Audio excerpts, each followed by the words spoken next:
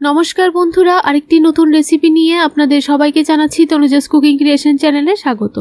আজকে আপনাদের সঙ্গে খুবই সুস্বাদু মুলোর শাক রেসিপি শেয়ার করব। আমি এখানে মুলোর শাকগুলিকে মসুর ডাল দিয়ে রান্না করব। খেতে ভীষণ মজাদার হয়। একবার অবশ্যই পুরো রেসিপিটি দেখুন, আশা করছি আপনাদের ভালো লাগবে। ভিডিওটি ভালো লাগলে আমার চ্যানেলটিকে সাবস্ক্রাইব করে রাখবেন আর পরবর্তী ভিডিও দেখার জন্য নোটিফিকেশন বেল বাটনটি অবশ্যই প্রেস করে রাখবেন। তাহলে সবার প্রথমে আপনাদের কাছে নতুন নতুন রেসিপির আপডেট পৌঁছে যাবে। তো দেখুন বন্ধুরা, এখানে আমি মুলোর শাকগুলিকে ভালোভাবে কেটে ধুয়ে নিয়েছি।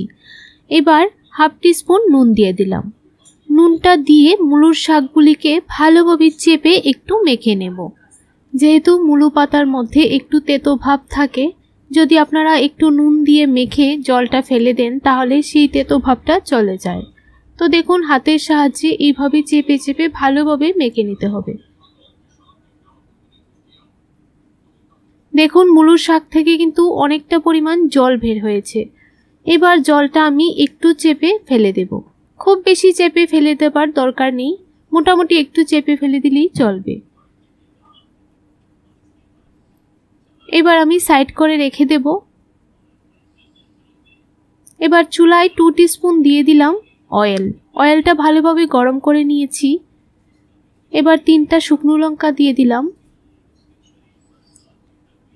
তারপর 8 থেকে 9টা রসুন থেতো করে নিয়েছি, রসুনের থেতোগুলি দিয়ে দিলাম।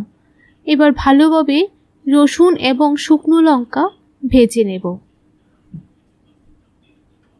যতক্ষণ না পর্যন্ত রসুন থেকে খুব ভালো একটা স্মেল চলে আসছে ততক্ষণ নাড়াচাড়া করে ভেজে নিতে হবে। আর রসুনটাকে একটু লাল লাল করে ভেজে নিলে তাহলে খুবই ভালো হয়। দেখুন, অনবরত নাড়াচাড়া করে রসুনটাকে লাল লাল করে ভেজে নিয়েছি। এবার এখানে আমি হাফ কাপ মসুর ডাল ভালোভাবে ধুয়ে নিয়েছি, মসুর ডালটা দিয়ে দিলাম। এবার মসুর ডালটা দিয়ে ভালোভাবে নাড়াচাড়া করে একটু ভেজে নেব। প্রায় 1 থেকে 2 মিনিট সময় নাড়াচাড়া করে ভেজে নিতে হবে। তখন চুলার আঁচটাকে লোতে রাখতে হবে যেন মসুর ডালটা পুড়ে না যায়। দেখুন, অনবরত নাড়াচাড়া করে ভেজে নিচ্ছি। দেখুন, ডালগুলি ভাজা হয়ে গেছে। এবার পরিমাণ মতো দিয়ে দিচ্ছি নুন। অবশ্যই নুনটা আপনাদের টেস্ট অনুযায়ী বুঝে দিয়ে দেবেন। এবারও দিয়ে দিলাম হাফ টিস্পুন হলুদ গুঁড়ো। আমি কিন্তু মুলোর শাক যখন মেখেছিলাম তখনও নুন ব্যবহার করেছি, তাই নুনের পরিমাণটা একটু বুঝে দিতে হবে। তো নুন এবং হলুদ দিয়ে আরেকটু সময় ভেজে নিয়েছি।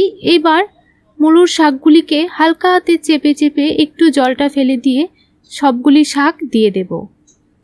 খুব বেশি জলটা ফেলে দেবেন না, তাহলে মুলোর শাকগুলি একদম ড্রাই হয়ে যাবে, একটা ঝরঝরে ভাব চলে আসবে, খেতে খুব বেশি একটা ভালো লাগবে না। তো দেখুন, ভালোভাবে চেপে সবগুলি মুলোর শাক দিয়ে দিলাম। আর মুলোর শাকগুলি দেখেই বুঝতে পারছেন যে কতটুকু জল রেখেছি। খুব বেশি জলটা ফেলে দেবেন না, তাহলে কিন্তু শাকটা খেতে ভালো লাগবে না। মুলোর শাকটা এবার ভালোভাবে ডালের সঙ্গে মিশিয়ে নিচ্ছি। এবার একটু ভেজে নেব, তারপর 2 থেকে 3 মিনিটের জন্য ঢাকা দিয়ে দেব।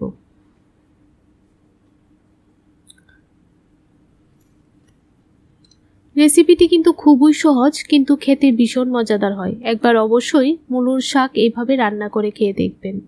দেখুন, 2 থেকে 3 মিনিটের জন্য ঢাকা দিয়ে দিলাম, তাহলে খুব ভালোভাবে ডাল এবং মুলোর শাক সেদ্ধ হয়ে যাবে। 2 থেকে 3 মিনিট পর ঢাকনাটা তুলে একটু নাড়াচাড়া করে নেব। দেখুন, প্রায় 80% সেদ্ধ হয়ে গেছে।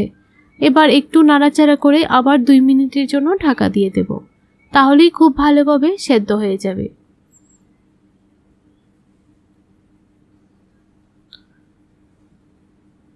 আর মাঝখানে একবার কিন্তু আমি ঢাকনা তুলে নাড়াচাড়া করে নিয়েছি, না হলে নিচে থেকে লেগে যাবারও ভয় থাকে।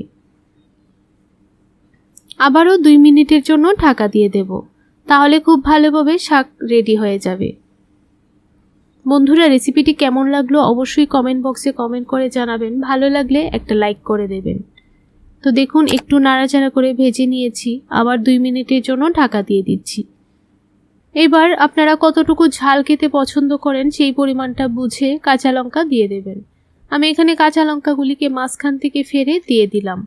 কাঁচা লঙ্কাগুলি দিয়ে ভালোভাবে একটু নাড়াচাড়া করে মিশিয়ে নিচ্ছি।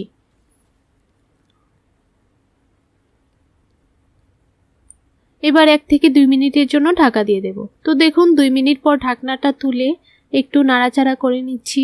শাক কিন্তু একদম রেডি হয়ে গেছে। এবার নামিয়ে নেব। তাহলে বন্ধুরা আজকের জন্য এতটুকুই। পরবর্তী ভিডিও দেখার জন্য আমন্ত্রণ রইল।